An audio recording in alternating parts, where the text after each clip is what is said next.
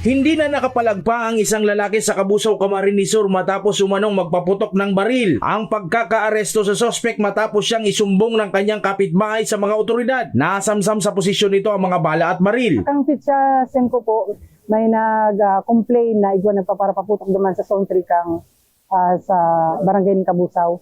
And tulos man po nag-responde si mga tao and yun nga ni po, naabutan si itong suspect and padagos po na naaresto dahil sa violation niya na pagpapaputok. Si mga gun owners po, lalo na itong mga mayo ng PTC-4, dahil po kita pwede magdarakan sa po yung mga badil outside our residence, kaya punta po kayo mag-secure ali sa RCSU.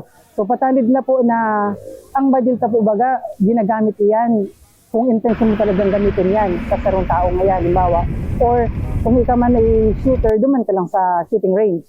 Dahil po iyan kinakalwagan sa luwas ng harong tao, tibaad may madisgrasya itong mga ligaw na bala. Nahaharap ang suspect sa kasong paglabag sa RA 10591 o Comprehensive Gun and Ammunition Act. Samantala mahigpit na rin ang PNP sa mga nagiinuman sa kalye, mga nakatopless, gayon din sa mga nagbividyoke at minor de edad na nasa labas pa ng bahay sa oras ng alas 10 ng gabi. Base na rin sa direktiba ni Interior and Local Government Secretary John Vic Rimulya. Regarding sa directives ng satuyang DILG, ano po, dati naman po bagay yan na kasuguan, kaya langon yan, pinag-reiterate o pinapakusog kung sa tuwing DILG na i-implement.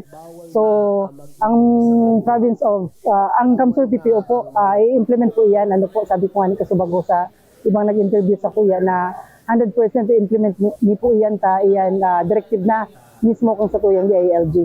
So, patanid po sa gabos na nagdadangog, residente digdi sa Kamsur o Bakuman na nakakadangog kayo ng bareta, na iwasan tayo na po itong mga pag-iinom sa kalsada, sa luwas ng harong o sa luwas po kang compound nindo.